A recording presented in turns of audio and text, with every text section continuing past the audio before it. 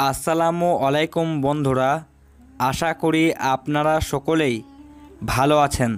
বন্ধুরা, আজকের এই ভিডিওতে আমরা বলবো যে রমজান মাসে টিভি দেখার ফলে কেন একজন মহিলাকে তার মৃত্যুর পর তাকে টিভি সহ কবরে দাফন করা হয়েছিল, সেই সম্পর্কে একটি বিস্ময়কর সত্য ঘটনা, যা শুনে আপনি বিস্মিত হয়ে যাবেন। তাই ভিডিওটি একেবারে শেষ পর্যন্ত দেখবেন।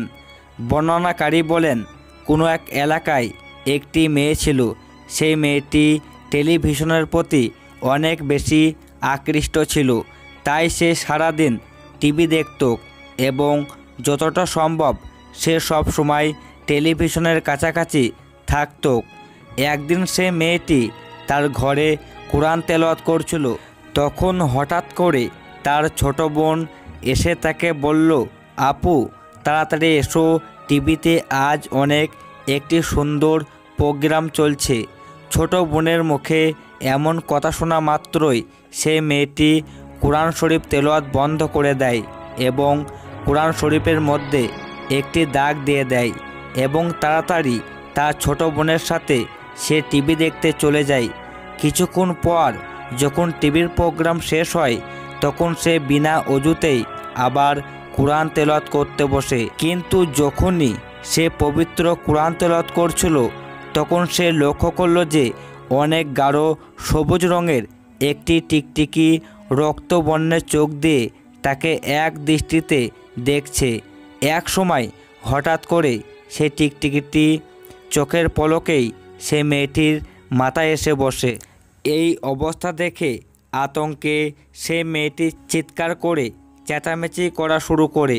তার অবস্থা দেখে ঘরের লোকজন একত্রিত হয়ে পড়ে এবং সকলেই সে মেয়েটির মাথা থেকে টিকটিকি সরানোর জন্য অনেক চেষ্টা করে, কিন্তু কোনো লাভ হয় না। একটু পর দেখা যায় শত শত টিকটিকি এসে সে মেয়েটিকে জাপটে ধরে এবং সে মেয়েটির আর্তনাদে সমস্ত ঘর প্রকল্পিত হতে থাকে, কিন্তু কেউ কিছু করতে পারছিল না। কিছুক্ষণ পর অত্যন্ত ভয়াবহ অবস্থায় বিবস্ত্রভাবে সে মেয়েটি মৃত্যুবরণ করে।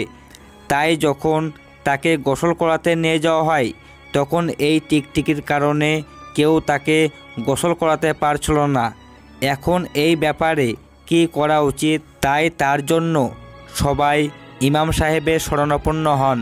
যখন ইমাম সাহেব সমস্ত ঘটনা শোনেন, তখন তিনি বলেন, নিশ্চয় মেয়েটির এই শাস্তি কোরআন কারিমের বেকারত্বের কারণে হয়েছে। তোমরা এক কাজ করো, যখন মেয়েটিকে গোসল দেবে তখন টিভি মেয়েটির সামনে এসে রাখবে। আশা করি এই টিভির কারণে যত টিকটিকি আছে সবাই এই মেয়েটির শরীর ছেড়ে চলে যাবে। ইমাম সাহেবের কথা মতো তেমনটাই করা হলো। যখন সেই টিভি মেয়েটির মাথার কাছে রাখা হলো, তখন সেই টিকটিকিগুলো সেখান থেকে পালিয়ে গেল। অতঃপর যখন গোসল শেষ করে মেয়েটিকে কাফন পরানো হলো, তখন আবার সেই টিকটিকিগুলো মেয়েটিকে জড়িয়ে ধরল। অতঃপর যখন সেই মেয়েটির মাথার সামনে টিভি রাখা হলো, তখন আবার সমস্ত টিকটিকিগুলো পালিয়ে গেল। অতঃপর এভাবে মেয়েটির জানাজা সমাপ্ত হলো। তারপর যখন লাশের খাটিয়া ওঠানো হবে, তখন আবার টিকটিকিগুলো কোথা থেকে যেন এসে মেয়েটিকে ঘিরে ফেলল। অতঃপর বাধ্য হয়ে টিভিখানা মেয়েটির মাথার সামনে রাখল। সমস্ত টিকটিকিগুলো আবার অদৃশ্য হয়ে গেল। এভাবে মেয়েটিকে কবরে নামানো হলো। কবরে নামানো মাত্রই সেই মেয়েটির শরীরে আবার টিকটিকিগুলো ঘিরে ফেলল। তাই তারা আগের মতোই টিভি সহ মেয়েটিকে দাফন করা হলো। যখন সবাই কবরের সামনে সূরা ফাতিহা পড়ে এবং মেয়েটির জন্য দোয়া করে 4 থেকে 5 কদম সামনে অগ্রসর হলো, তখন সেই কবরে বিশাল এক বিস্ফোরণ ঘটল। সকলেই যখন সামনে আসলো, তখন তারা দেখতে পেল এক বীভৎস দৃশ্য। তারা দেখতে পেল যে কবরের মধ্যে সেই মেয়েটির শরীর টুকরো টুকরো হয়ে গেছে এবং মাংসগুলো লাফাচ্ছে।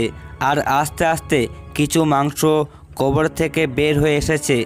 এমন ভয়ানক দৃশ্য দেখে সেখানে যত লোক অবস্থান করছিল তারা সকলেই প্রাণ বাঁচাতে পালিয়ে গেল এবং পরবর্তীতে সেই মেয়ের কি হয়েছিল এবং সেই লাশের সাথে কি হয়েছিল তা শুধুমাত্র আল্লাহ তাআলাই ভালো জানেন। আল্লাহ আমাদের সবাইকে নেক আমল এবং বিভৎস মৃত্যু থেকে হেফাজত করুন, আমিন। তো বন্ধুরা, আজ তাহলে এই পর্যন্তই। আপনারা ভালো থাকবেন, সুস্থ থাকবেন। আল্লাহ হাফেজ।